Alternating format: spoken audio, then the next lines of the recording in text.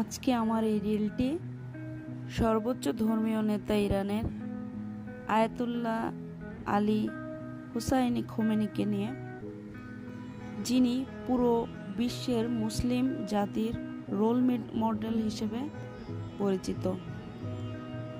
৮৬ বছরের এই বৃদ্ধ লোকটি আমাদের সম্পূর্ণ মুসলিম জাহানকে জানিয়ে দিয়েছে যে মানুষের শারীরিক শক্তির থেকে মানসিক শক্তিটাই আসল। তিনি ইসরায়েলের বিরুদ্ধে সাফ জানিয়ে দিয়েছে, ইহুদিদের আর কোনো ছাড় হবে না। ইহুদি আমাদের শত্রু, তারা পূর্ব থেকেই আমাদের ক্ষতি করে আসছে।